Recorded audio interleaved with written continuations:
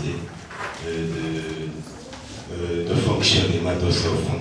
La deuxième réunion de l'Association pour le développement intégré régional, tenue à l'endroit des membres du groupe de référence, avait pour objet publier les résultats de recherche sur les liens qui existent entre l'agriculture, le commerce et le changement climatique. Le directeur adjoint de CATS International a fait savoir que cette ONG internationale intervient dans les pays de la communauté est-africaine suite à l'insécurité alimentaire qui est une réalité due au changement climatique. Julien Grelier, chargé d'affaires au sein de CATS International, a fait savoir que le changement climatique a un impact négatif sur la vie de l'homme. Le changement climatique a un impact négatif sur la sécurité alimentaire, soit à travers des sécheresses prolongées, soit à travers des inondations qui détruisent les récoltes aussi. Et le but du projet et de ces réunions de parties prenantes, c'est de trouver des solutions politiques qui utiliseraient le commerce comme un moyen de résoudre ces problèmes.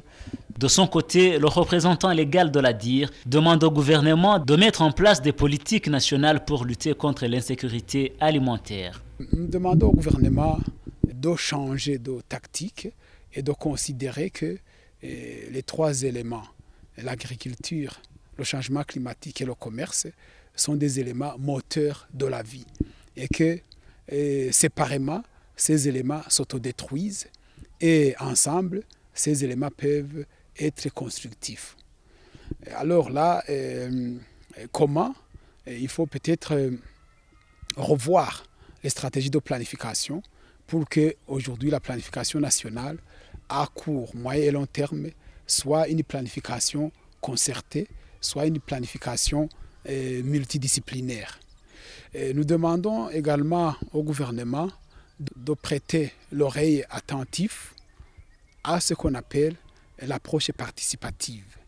C'est-à-dire que d'une part, il y a le secteur public, l'administration, qui doit inévitablement être là. Il y a même la gestion des affaires politiques et de l'État qui doivent être le garant des gouvernements. Et puis il y a aussi la société civile aujourd'hui qui se démarque comme partenaire des deux autres. Nous aimerions un partenariat de collaboration ou même d'échange d'expérience. Et nous demandons aussi au gouvernement de s'atteler très vigoureusement au processus d'intégration régionale. D'abord, l'agriculture, c'est un dénominateur commun pour tous les pays parce qu'il faut produire de quoi manger.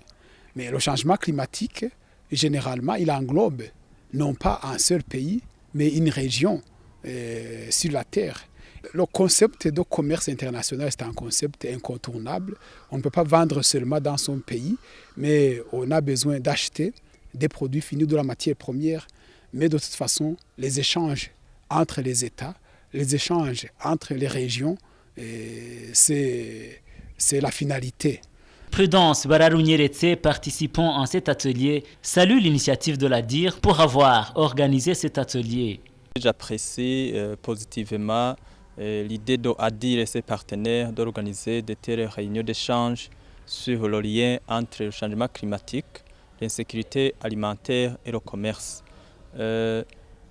Et comme d'aucuns le remarquent, il y a effectivement des problèmes liés au changement climatique et en liaison avec l'insécurité alimentaire, des questions qui pourraient éventuellement trouver des solutions à travers le commerce bien planifié, équitable et juste.